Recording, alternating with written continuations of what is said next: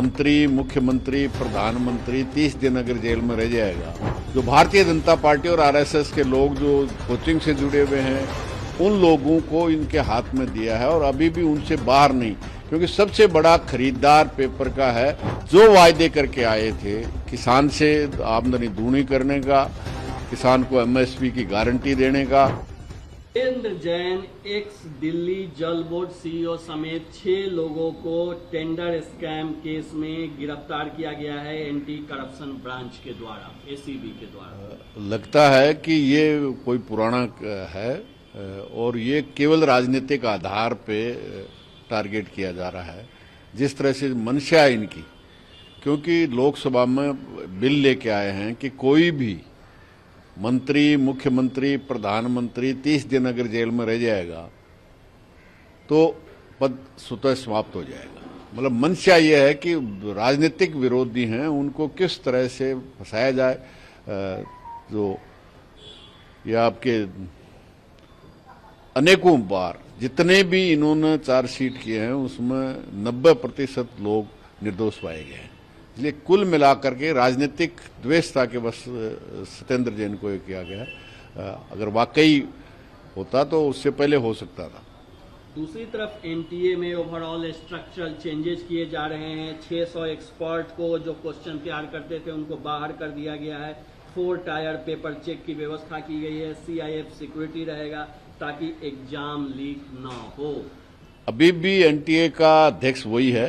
मतलब ये खत्म की जानी चाहिए और राज्य जो पहले व्यवस्था थी, राज्य इसकी परीक्षा कराता था, इसको सेंटर पे लाने का और पूरे देश में करने का है। और प्राइवेट लोगों को, जो भारतीय जनता पार्टी और आरएसएस के लोग जो कोचिंग से जुड़े हुए हैं उन लोगों को इनके हाथ में दिया है और अभी भी उनसे बाहर नहीं, क्योंकि सबसे बड़ा खरीदार पेपर का है जो कोचिंग इंस्टीट्यूट है। और जिनमें कोचिंग में जितना पूरी देश की सरकार का बजट होता है उससे ज्यादा लोगों को अपना परिवार का खर्चा करना पड़ता है। इसलिए निश्चित रूप से वही सबसे बड़े पेपर आउट करने में सबसे बड़ा योगदान है, जिसपे आज तक किसी भी एक पे कार्रवाई नहीं हुई है।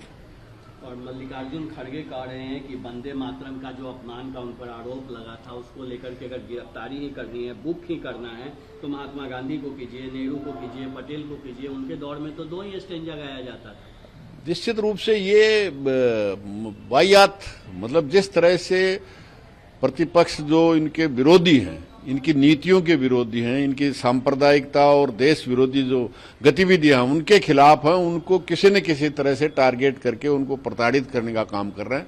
मतलब इससे ज्यादा शर्मनाक बात नहीं हो सकती कि आप जो वायदे करके आए थे किसान से आमदनी दूनी करने का, किसान को एमएसपी की गारंटी देने का, नौजवानों को हर साल 2 करोड़ को नौकरी देने का, काला दिन 100 दिन में लाके हर देशवासी के खाते में पहुंच जाएंगे, वो सब वो जुमले हो गए। और अब जनता पे केवल और केवल इस आधार पे, सांप्रदायिक आधार पे लोगों को बांटो, लूटो, राज करो। पहले अंग्रेजों की चमचागिरी कर रहे थे, अब अंबानी, अडानी और विदेशी कंपनियों की चमचागिरी कर रहे हैं। इसके अलावा कोई नहीं, लेकिन कोई नहीं दबेगा। न कांग्रेस का खड़गे दबेगा, न कोई और दबेगा। वो तरह तरह से 15 अगस्त को जिस तरह की वाहियात बातें देश की लाल किले से करते हैं, मैं समझता हूं देश की सरकार का मुखिया सबसे निम्न स्तर पे उतरने का काम कर रहा है।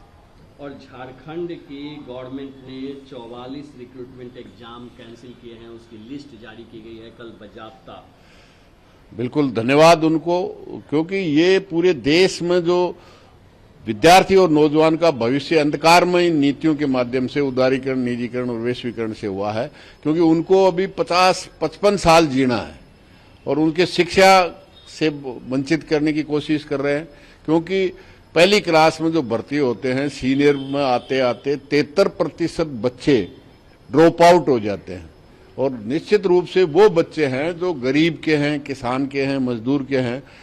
और दूसरी तरफ हर जगह जो भी, चाहे केंद्र सरकार के या राज्य सरकार के कार्यालय हों, 2 तरह के कर्मचारी हैं। एक परमानेंट कर्मचारी हैं जो पहले लगे हुए हैं, और एक वो 12 साल में लगे हुए कॉन्ट्रैक्ट बेस में हैं, जिनको मात्र 8 से 10 हजार रुपया पर महीना दिया जाता है। और दूसरी तरफ वही 70 और 80 हजार दिया जाता है। काम एक लिया जाता है और वजीफा अलग अलग होता है। तो ये लूटने का तरीका जो लगाया है, जिससे इस देश का विद्यार्थी और नौजवान जो गुस्से में है, निश्चित रूप से इस भारतीय जनता पार्टी को